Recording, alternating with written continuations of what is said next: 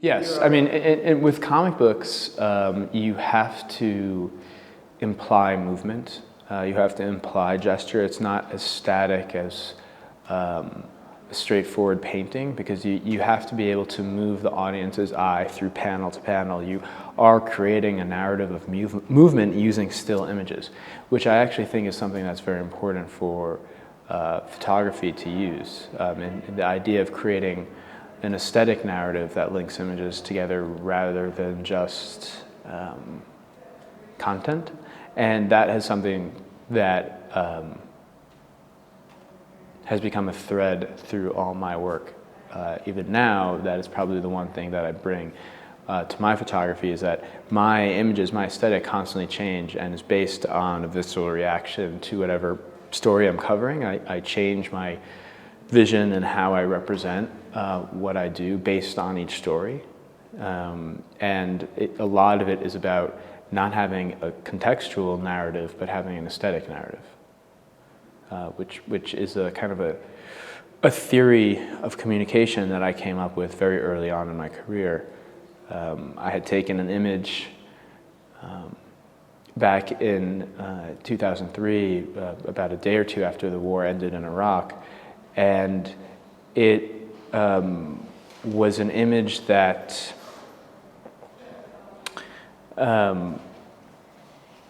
made people stop and ask what was going on.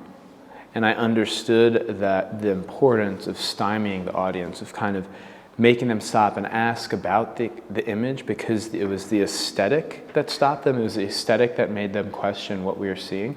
But they took a proverbial step forward into the content of the image by stopping and asking. So I was able to sort of bypass sort of the apathetic response most people have to war photography, especially in the West, when we realize that most people see 4,000 images a day. Most people see so many images of Iraq and Afghanistan and any other wars on like news aggregation websites. They're just overwhelmed, and that overwhelmingness can lead to apathy.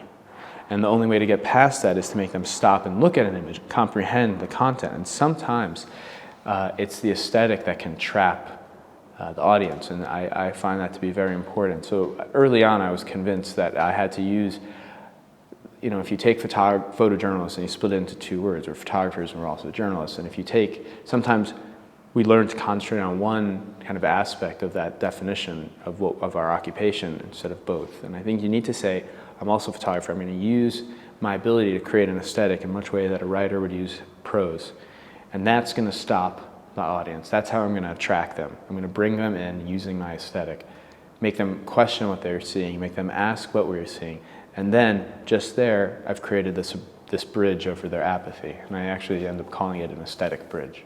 Well, the Blue Man image that I made in 2003 was the first image that really opened my mind to this idea, and I sort of started growing my thesis behind a lot of that work. But definitely my book on Iraq, which was all taken through Humvee windows and night vision goggles, tried to paint Iraq in a very different way than it was represented to the Western public.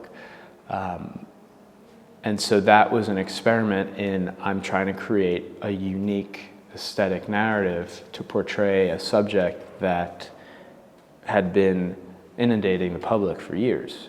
But I felt that my colleagues' images, our classical photojournalistic images of Iraq, were being ignored. We're not having the impact that it should have had. And partially it's because of the, I would say, the success of the internet and the information age has led to a cornucopia of images. There's so many, it almost became too many.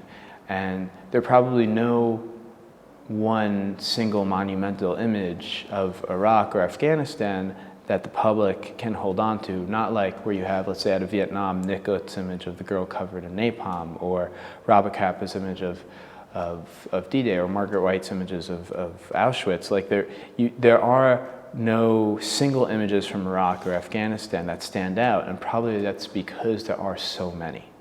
If you look back at the Vietnam era, to use a transfax machine, which took 3 to 4 hours to send one image, not that many images were coming home on a daily basis.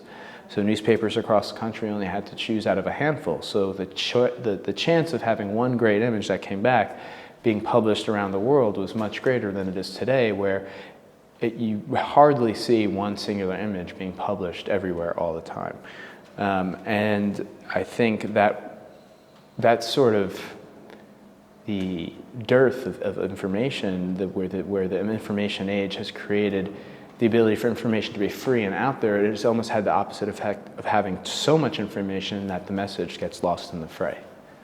And so for me, it was very important to find a way to bypass that, to find a way to overcome that limitation of too much information, to make an image or an idea stand out.